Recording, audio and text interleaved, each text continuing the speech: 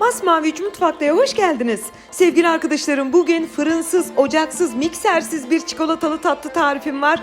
Joker tatlı diyorum. Hemen başlayalım. İyi seyirler dilerim. Tarifimize ilk olarak bir fincan kahvemizi yapalım. Siz tabii ki bunu instant toz kahve kullanabilirsiniz. Bir fincan kahveyi kasemize alalım.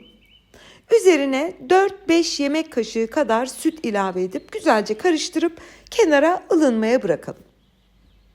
Tarifimiz için 1 su bardağı sütü bir tencereye alıyoruz ve ocakta kaynama seviyesine gelinceye dek ısıtalım. Sütümüz ısınırken hemen göstereyim sevgili arkadaşlarım. Damla çikolata kullanıyorum ama kaliteli bir çikolata kullanmanızı tavsiye ederim. Ben yarısını sütlü, yarısını bitter kullandım. Toplamda 250 gram, yani 2 su bardağına yakın diyebilirim. Bir kaseye aldık. Kaynama seviyesine getirdiğimiz sütümüzü çikolatamızın üzerine dökelim. Bakın, döktüğünüz anda çikolata hemen erimeye başlıyor zaten. Şöyle bir 5 dakika bekleyin, tamamen erisin. Bir tatlı kaşığı vanilya şekeri ekleyelim ve tel çırpacağımızla şimdi onu tamamen pürüzsüz bir hale getirelim. Şu anda çikolatamız tamamen eridi. Güzelce karıştırın, bu şekle getirin. Yani şu anda tam olarak da soğumadı. Biraz ılığın üstü, sıcağa yakın diyebilirim. Şimdi tam bu aşamada 175 gram labne peynir ekleyelim. Tam da labne demek istemiyorum. Avrupa'daki arkadaşlarımın tavsiyem Philadelphia kullanın. Türkiye'deki arkadaşlarım açıklama bölümüne değil de yorumlara çok sevdiğim markayı yazacağım. Şu an aklıma gelmedi. Çünkü tuzsuz ve ekşi olmasın, çok lezzetli olur. Ağır olmaz diyorsanız kaymak da ekleyebilirsiniz. O tamamen risksiz. Labneyi ekledikten sonra iyice karıştırıp pürüzsüz bir hale getirelim. Ve şu anda tatlımızı buzdolabına alalım. Şöyle bir 1-1,5 saat iyice soğusun. Ben böyle porsiyonlu kuplar kullanıyorum. Ve kedi dili bisküvi kullanacağız. Ne kadar kup kullanıyorsanız ona göre yapabilirsiniz. Kupların büyüklüğüne göre bisküvileri kestim. 2-3 tur olacak şekilde kahveye batırıp şekerli tarafı aşağı bakacak şekilde kuplara dizdim. Siz izlerken sevgili arkadaşlarım bunu bir borcamada yapabilirsiniz. Normal kahve fincanlarına da yapabilirsiniz. Tamamen size bırakıyorum ama Ramazan'da biliyorsunuz yemekten sonra böyle kocaman tatlılar değil de tadımlık olursa daha güzel oluyor. Ben o yüzden böyle kuplara yaptım. Çok da az bir tatlıyla kapanış olarak çok güzel olacağına inanıyorum. Ve vermiş olduğum bu tariften tam 6 tane kup çıkıyor. Oldukça güzel. Siz çok doldurursanız 3 kup çıkar.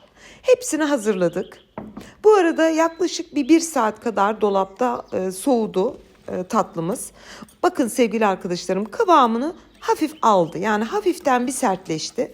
Tekrar güzelce bir karıştırın. Şimdi ben bunu kuplara pay etmek için bir aparatı alıyorum. Ama böyle bir aparatınız yoksa tabii ki kepçeyle de kuplara pay edebilirsiniz.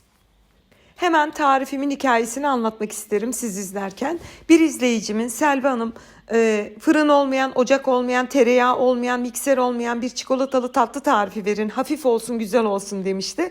Ben de onun isteğini yerine getirmek için seve seve hazırladım. Gerçekten mükemmel bir çikolatalı tatlı. Son derece hafif oluyor ve sizi hiç yormuyor. Bütün hepsini pay ettim. Hemen tarifime dönüyorum. Tekrar bir tepsiye aldım ve buzdolabında 2-3 saat tamamen kıvamını daha stabil olması için buzdolabına dinlenmeye alıyorum.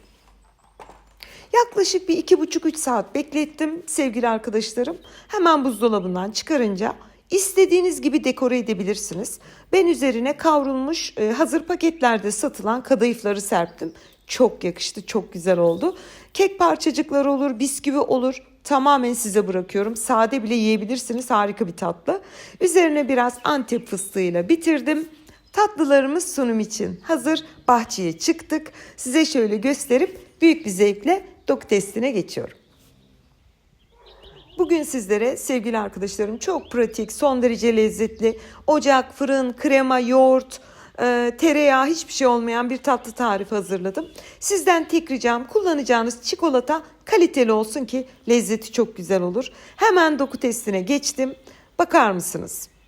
Yani böyle bir güzellik olamaz. Hani marketlerde satılıyor ya böyle puding gibi çikolatalı tatlılar. İnanın ki 1000 kat daha güzel. Hemen kıvamını tekrar gösteriyorum. Tüm açılardan doku testi yapıyorum. Şu an buzdolabında 2,5 saat beklemiş hali. Ben biraz sonra bir de ertesi günkü kıvamını size göstermek isterim. Bakın sevgili arkadaşlarım, biraz pırıl, biraz akışkan.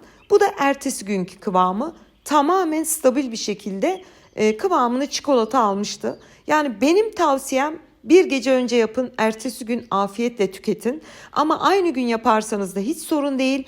Çok güzel, çok lezzetli bir tatlıdır. Şimdiden deneyecek tüm izleyicilerime afiyet, bal, şifa olsun diyorum. Hepinize hayırlı iftarlar, hayırlı Ramazanlar diliyorum. Yeni tariflerimde görüşmek ümidiyle.